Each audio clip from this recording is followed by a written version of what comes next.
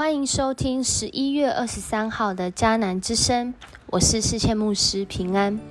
我们今天要分享尼希米记3章21到24节，紧接着他的手利人利己。我们的生命是利人利己的生命吗？如何能够利人利己呢？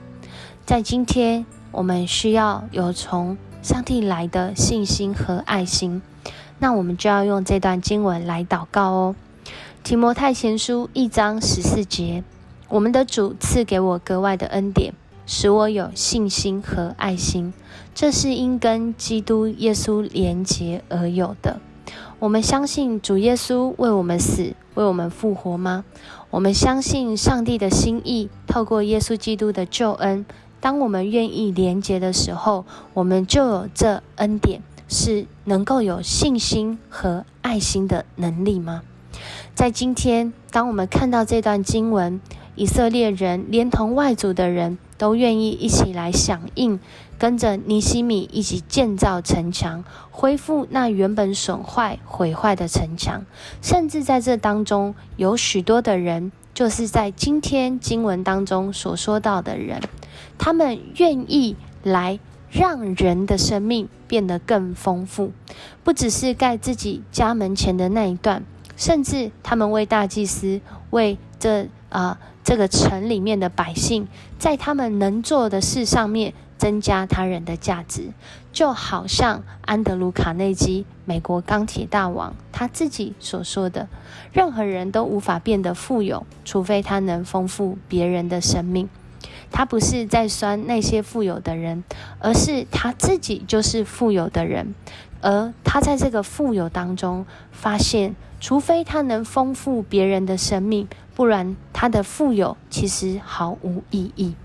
与人共事的重点在于增加他人的价值。当我们将焦点转向我可以付出什么，而不是我可以得到什么的时候，我们的眼光就从原来只是领受的，成为能够付出的。而在这个付出当中，若是这个群体都这样想，这个团队将会有什么样的未来呢？在今天的经文当中，我们看见尼希米所建造的团队，就是一个不分以色列人、外族人住在这里的邻近的，他们都愿意一起来响应建造城墙的时候，这个群体让人看见的就是同心合一，让人看见的就是发挥极大的效能，甚至让人看见的就是我原本以为我只有这样，而当我愿意付出的时候，原来我有的更多。我们真的是在世上很多时候都非常有限，但我们真的愿意按着上帝的眼光，并且寻求他，从他得来信心和爱心的时候，我们的生命就不再一样了。我们就愿意成为那付出的人。而在这个付出的人当中呢，在美国有一位非常有名的文学家、思想家，他叫做爱默生。他就曾经说到，帮助他人是神圣的事。他自己有讲过这样一段话，他说，不要愤世嫉俗，也不要悲叹痛哭，放弃那些负面的观点，遭逢拒绝也不要耽溺其中，不要对坏人咆哮，却要歌颂至善之美，舍弃那些对人没有帮助的念头。生命中最美妙的报酬就在于真诚去帮助他人者，也会帮助自己，帮助那些年轻的灵魂增添活力，激发希望，为有益的火焰增添煤炭，用新的思维和坚定的行动转败为胜。这样做虽然不容易，却是超凡人类的作为。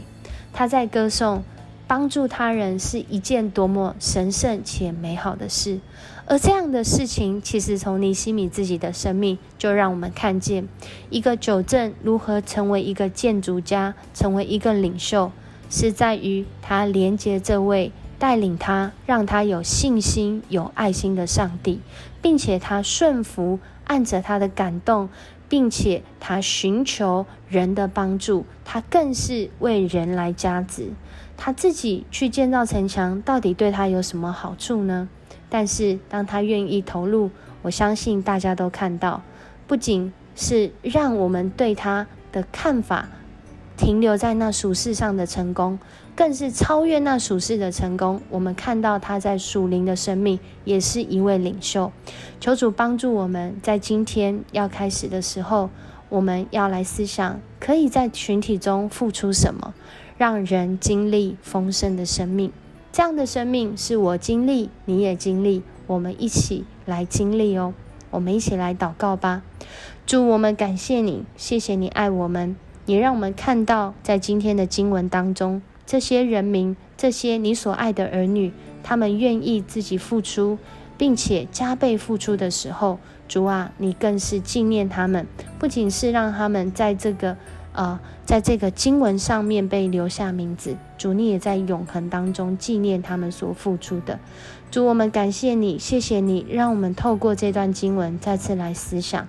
当在群体中我们都愿意思想我能付出什么，先于我能得到什么的时候，主啊，我们就在这其中经历那使无变有，使有更多的大能。愿这样的恩典也临到今天每一个相信你的儿女。我们先从领受信心和爱心开始，让我们今天透过这段经文，透过跟你的祷告，透过按着你的话语去行，我们就来领受丰盛的生命。这样祷告，奉主耶稣的名求，阿们。很高兴今天跟你一起分享迦南之声，愿上帝他丰盛的生命临到你，让你满有从他来的信心和爱心，使你所做的都亨通，并且得上帝的喜悦。我是世谦牧师，我们明天见。